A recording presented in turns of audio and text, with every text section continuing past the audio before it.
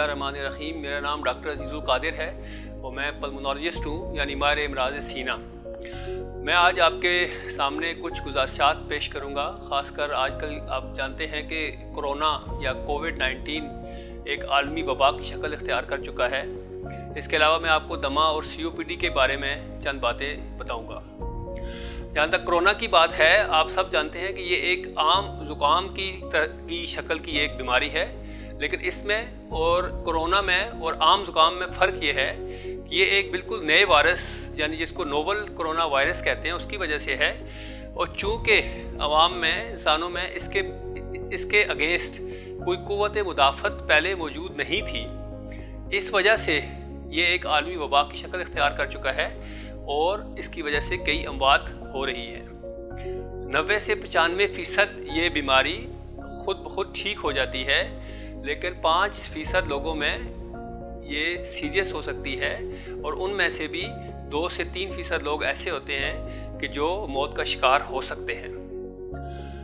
इसके बारे में आप सब जानते हैं कि एहतियाती तदाबीर मीडिया पर, सोशल मीडिया पर हुकूमत ने हर जगह बताई हुई हैं, उन पे अमल करना हमारा फ़र्ज़ है। कुछ लोगों में अभी भी गलतफहमी पाई जाती है कि शायद ये इतनी सीरियस बीमारी नहीं है या शायद ये कोई आलमी साजिश है। ऐसा हरगिज़ नहीं है, इसको सीरियस लेना चाहिए। और जो एहतियाती तदाबीर आपको अब तक मालूम हो चुकी होंगी, मसलन खांसी करते, क्योंकि ये बीमारी खांसी करते वक्त, तेज़ बोलते वक्त या छींकते वक्त एक बंदे से दूसरे बंदे तक फैलती है, तो आपने खांसी करते वक्त और छींकते वक्त अपने मुंह को ढांपना है।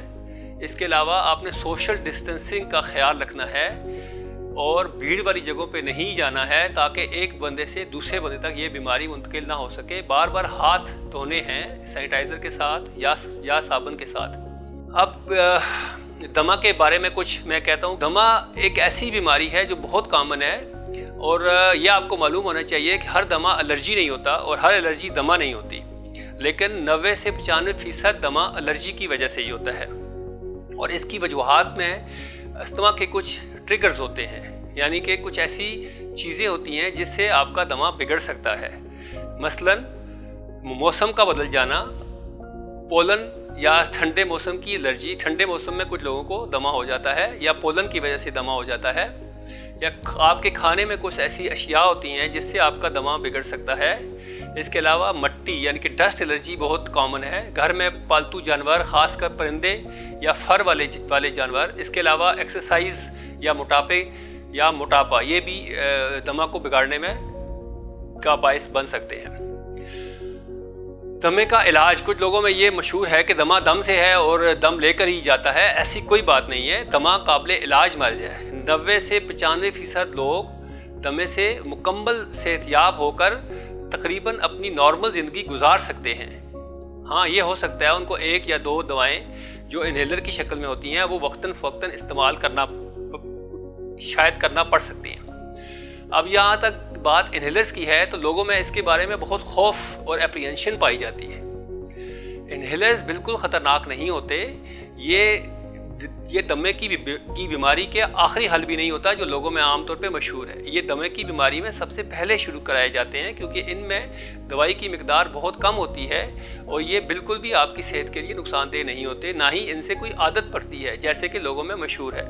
जो इनहेलर हैं वो 2 किस्म के होते हैं, या वो गैस वाले होते हैं जिसको MDIs कहते हैं, या ड्राई पाउडर जिसमें पाउडर फॉर्म में दवाई होती है।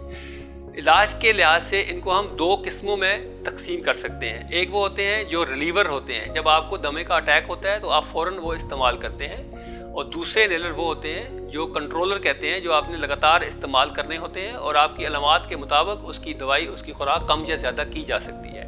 और आजकल ऐसे इनहेलर भी हैं जो एक ही इनहेलर में रिलीवर और कंट्रोलर दोनों पाए जाते हैं। इसके अलावा अगर आप बाकी तमाम एहतियाती तदाबीर भी इख्तियार करते रहेंगे और हर वो चीज़ जिससे आपका दमा बिगड़ता है उससे आप बचते रहेंगे और अपना इनहेलर बाकायदगी से इस्तेमाल करेंगे, डॉक्टर की हिदायत के मुताबिक अमल करेंगे, तो आपका दमा बिल्कुल कंट्रोल हो सकता है और आप नॉर्मल ज़िंदगी गुजार सकते हैं। दमा से मिलती जुलती एक और बीमारी है जिसको COPD कहते हैं। COPD दरअसल सिगरेट नोशी या मौसमी आलूदगी की वजह से होती है, लेकिन ज़्यादातर लोगों में इसकी वजह सिगरेट नोशी ही है। اس میں انسان کو کھانسی آتی ہے بلغم کے ساتھ اور مسلسل آپ کا سانس خراب رہتا ہے۔ یہ دمے کے برعکس یہ مسلسل بیماری ہے۔ دمہ تو بیچ میں مکمل اس کا اٹیک آتا ہے اور ٹھیک ہو جاتا ہے، لیکن COPD ایک مسلسل بیماری ہے۔ اس کا علاج یہ ہے کہ آپ سب سے پہلے سگریٹ نوشی کو بند کریں، ترک کریں۔ سگریٹ بند کرنے کے علاوہ اس کے علاج میں بھی انہیلرز کا استعمال بہت اہم ہے۔ اس کے علاوہ چند دوائیں ہوتی ہیں جو آپ استعمال کرتے ہیں، اور COPD بھی بالکل انسان کنٹرول کر سکتا ہے اور نارمل زندگی گزار سکتا ہے۔ آپ کے لیے ایک ہیلپ لائن کا اجرا کیا گیا ہے جس کا نام سانس زندگی ہے۔ اس کا نمبر ہے 11111465۔ اس پہ آپ فون کر کے نہ صرف کورونا کے بارے میں معلومات حاصل کر سکتے ہیں بلکہ دمہ اور COPD کے بارے میں بھی معلومات حاصل کر سکتے ہیں اور ہدایات لے سکتے ہیں۔